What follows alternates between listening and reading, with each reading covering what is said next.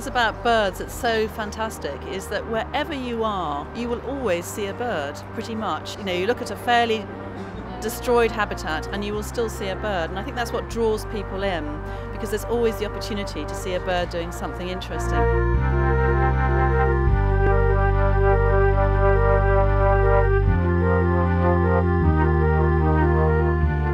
So tell us, Alison, why is monitoring of birds so important? Well, monitoring birds is extremely important because people know so much about birds. They occur all around the world. We have an incredible wealth of data on bird species, and that can tell us something about the birds themselves, but also about what's happening for wider biodiversity, because there are many groups out there which aren't so well known. They're not loved by the public in the way that birds are, and we need data from birds to say what's happening for them as well. Okay. So what does this mean for the ecological system?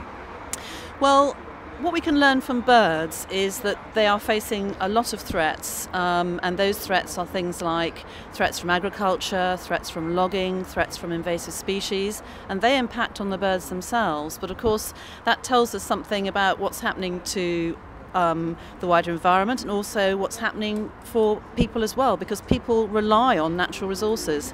So they're a very, very important indicator. So how much has human activity impacted the birds, and how many percent of do you estimate of what is happening to the birds is caused by human activities? Pretty much everything is caused by human activities. I mean, there are some examples where natural disasters are affecting birds, but really about over 90% of the threats are human-induced, and most of them are leading to habitat loss and destruction, and that is the major issue impacting biodiversity today. So can you tell us about some of the most threatened species on each continent today, and why? So there are threatened birds all around the world. Nearly every country in the world has threatened birds.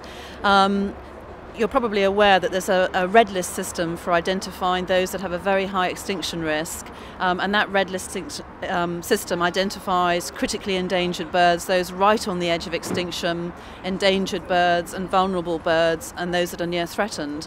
There are about 180 critically endangered birds. Those are the ones that are right on the edge of extinction. They could actually disappear in the next 10 years.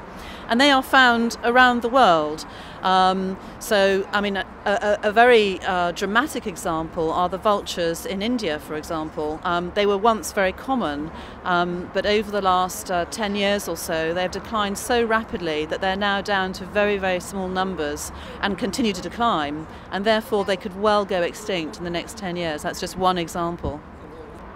On a personal note, what are your motivations for getting involved with birds and helping out with?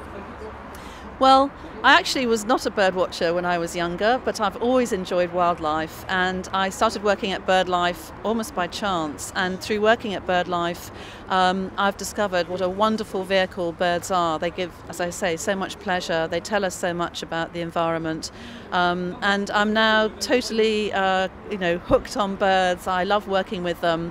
I feel there's so much we can do through understanding birds and through enthusing people in the enjoyment of birds. When you start looking at birds, you start noticing other things. You start noticing what they're eating, you start seeing the trees, and you start seeing the world in a different way.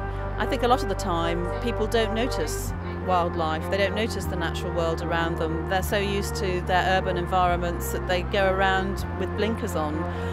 But the birds provide a little focus, and once you're hooked onto it, you see the bird, you see the environment, you start seeing the threats, and that's what then brings people, I think, into conservation. I saw